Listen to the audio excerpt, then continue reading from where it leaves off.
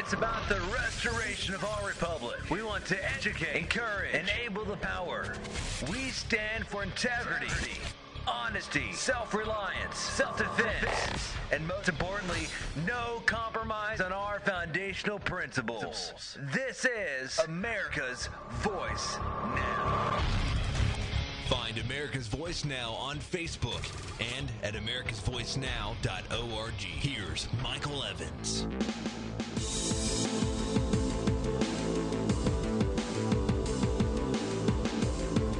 Good morning, America.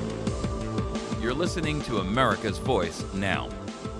We're about to blow the lid off of the Benghazi scandal and to show you how a group of independent individuals, all with extraordinarily high levels of provenance and access, and with very, very stunning careers in high up areas around in various aspects of the government, have been able to open up and expose what really happened in Benghazi and how the United States of America switched sides in the war on terror and committed an act of treason for Benghazi to occur.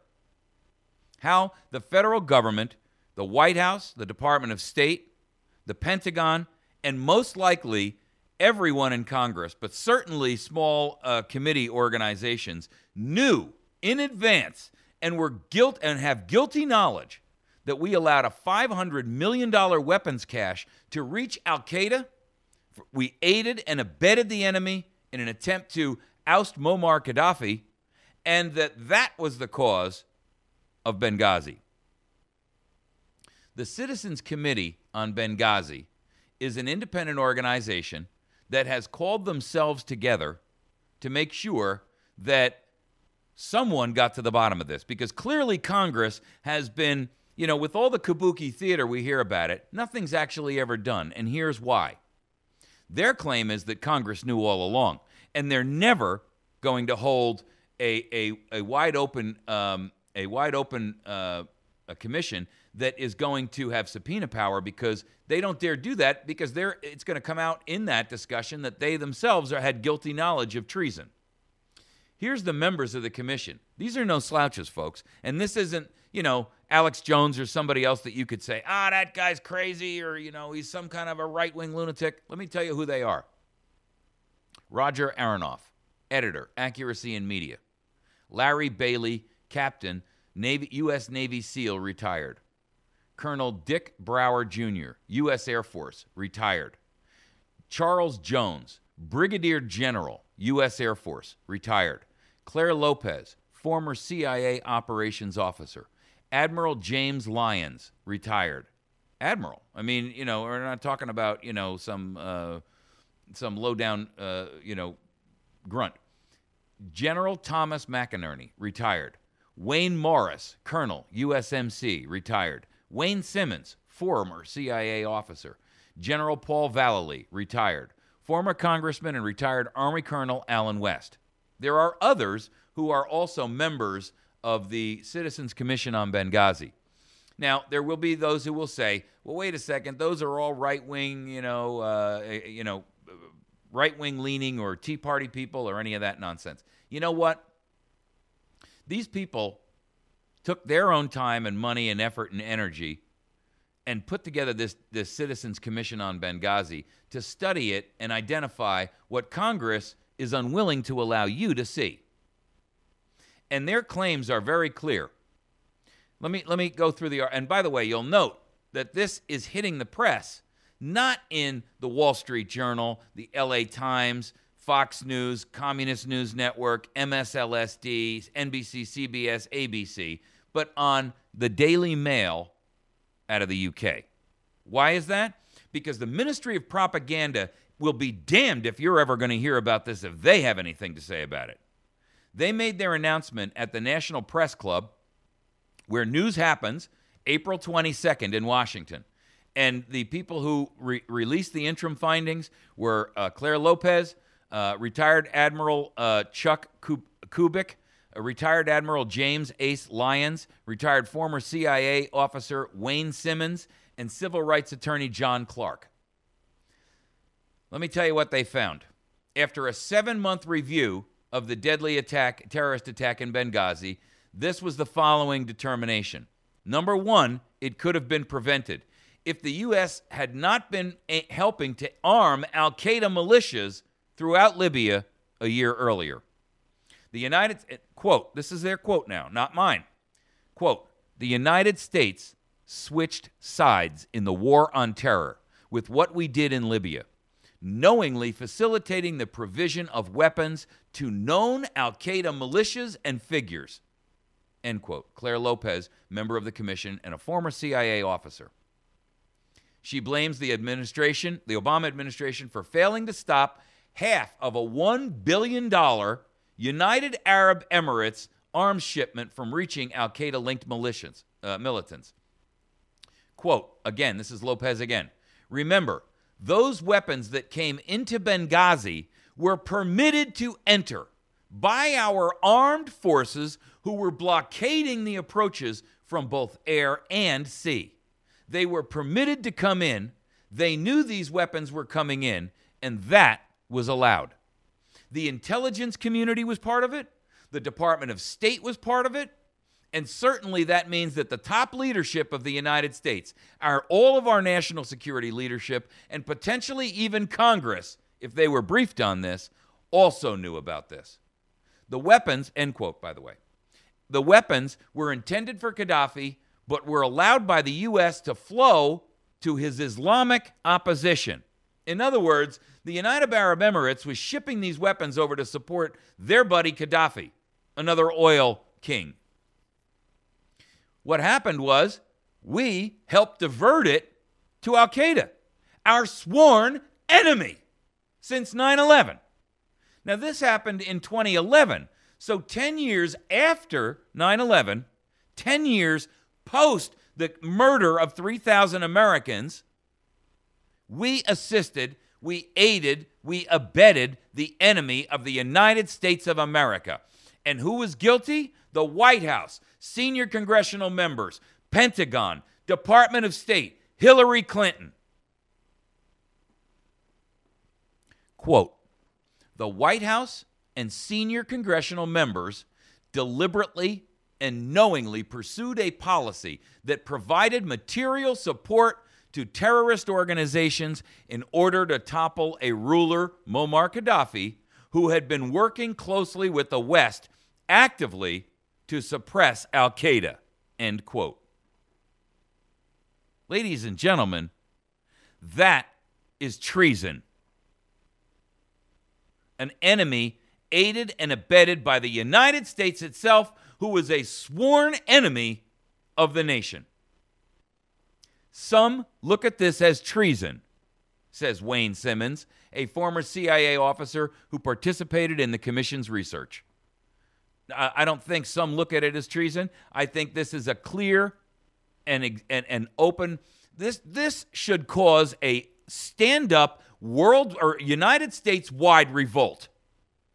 Every American should be on their feet demanding every member of this government exit as dishonorably discharged.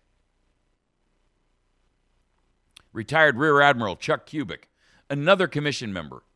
Here's what he told reporters Tuesday, that those weapons, all of them, are now in Syria. See, I broke this back right after the original event back in 2012.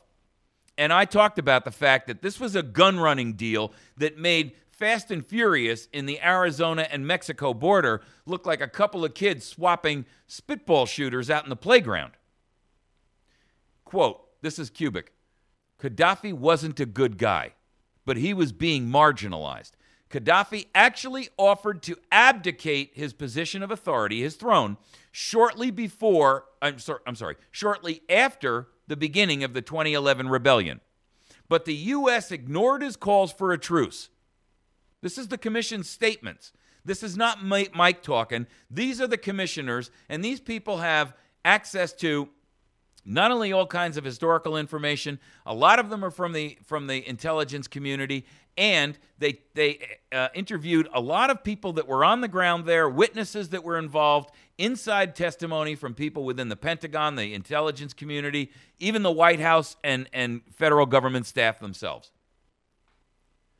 The U.S. government ignored his calls for a truce, the commission wrote, ultimately backing the horse that would later help kill a U.S. ambassador. Kubik said that the effort at truce talks fell apart when the White House declined to allow the Pentagon to pursue it seriously. Quote, "We had a leader who had won the Nobel Peace Prize," said Kubik, "but who has been unwilling to give peace a chance for 72 hours. In March 2011, Kubik says the U.S. African Commander General Carter told NBC News that the U.S. military was not actively targeting Muammar Gaddafi. That, Kubik revealed, was a signal to the Libyan dictator that there was a chance of a deal. Gaddafi responded, quote, by verifiably pulling his forces back from key Al-Qaeda rebel-held cities such as Benghazi and Misrata. Well, guess what? Gaddafi wanted only two conditions to be met.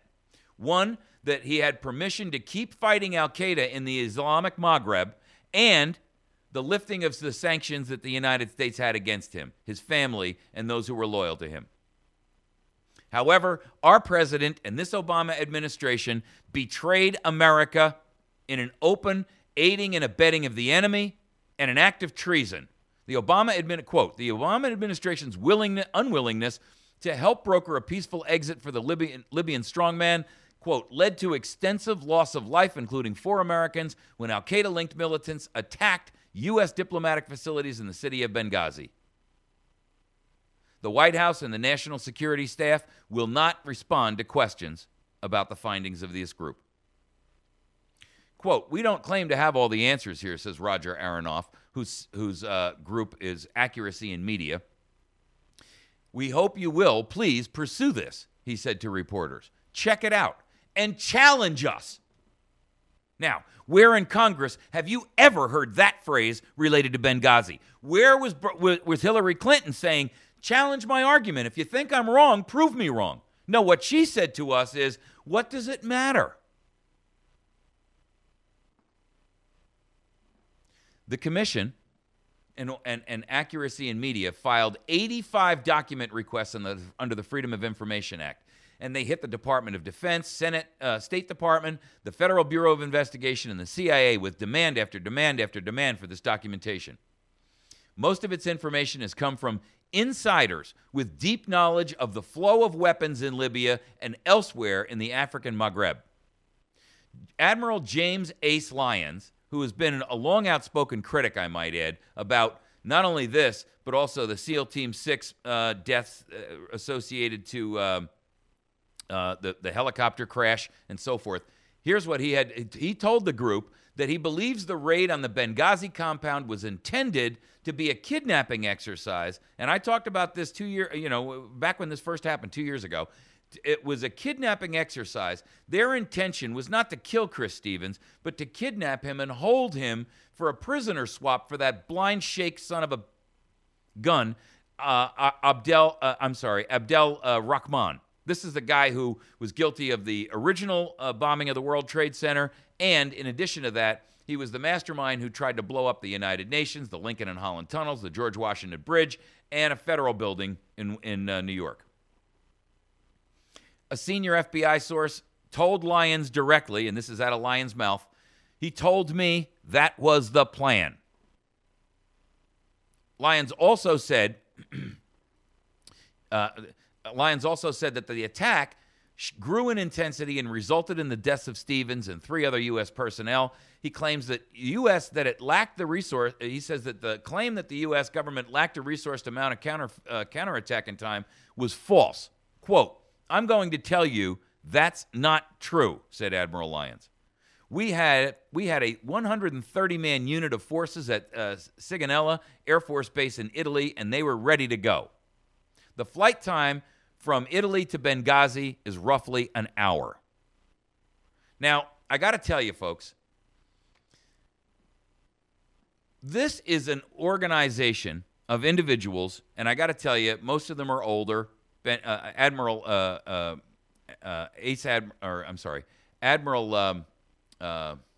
Ace Lyons, he's probably, I don't know, in his mid-80s. The guy stands to, I mean, what are they going to do? Take away his pension? He doesn't have any reason to misrepresent the facts and to lie to the American people. He has been one of, we keep hearing about why won't people within the inside stand up and speak? Well, they do. They are right here. They are right here, right now.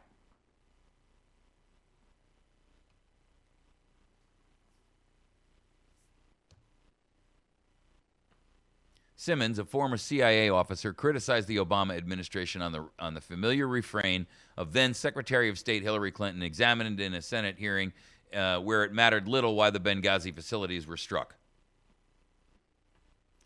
He says they believed they were going to be saved, that they were going to be rescued, but they weren't. This is Simmons now speaking about the 4 Americans who were killed. I know who made the decision, in my heart of hearts, to leave our war fighters there and to be blown up, and then to have one of the most powerful politicians in our country sit there and say, what difference does it make, should be an alarm bell for all Americans. It haunts me, said Simmons. I play that line over and over and over and over in my mind. The group is calling for a select congressional committee to investigate the Benghazi incident. Now, what you need to know is that when you have a select congressional committee, this is different than the committee that's currently, or the committees that have currently been hearing the Benghazi stuff. And here's why it matters. When you have a select congressional committee, they have the power, first of all, to utilize sweeping subpoena power to order people to come before and testify under oath. And that's the one thing we never keep getting. We never get anybody who testifies under oath. And then when you do, they're limited to 5 minutes from the congressman who's questioning them and all that crap. Where have you ever seen a trial where the prosecutor was told, you've only got 5 minutes to question that witness? Come on, ladies and gentlemen. You're never going to get to the truth that way. This needs to be the equivalent of a trial. And the only way to accomplish that is to have a select congressional committee that has subpoena and law enforcement power. Now, let me tell you something. Here's where you're going to see where Congress has guilty knowledge. They're never, ever going to do that. You know why? Because they knew.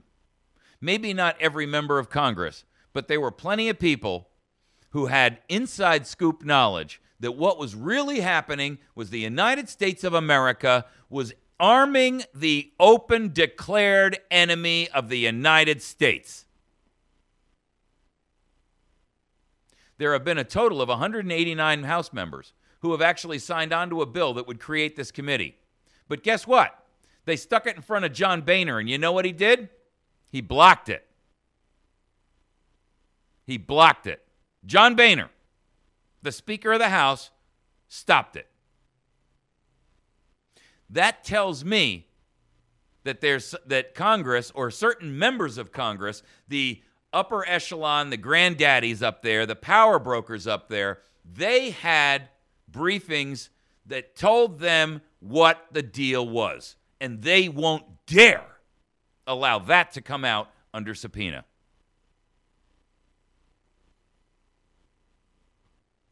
Kubik says if they don't have strong subpoena power, if they don't have the ability to do long-term cross-examination, it won't work. And that's exactly the point, ladies and gentlemen. That's exactly the point I made to you just a moment ago. If they cannot sit there and get a witness up on that stand, and they're limited to 5 minutes, and they're limited to interruptions by, people who are sitting there trying to support it, like that stupid piece of trash there who was trying to interrupt the hearings with Lois Lerner, only for us to find out that he was guilty and involved in it. Ladies and gentlemen, this is an act of treason.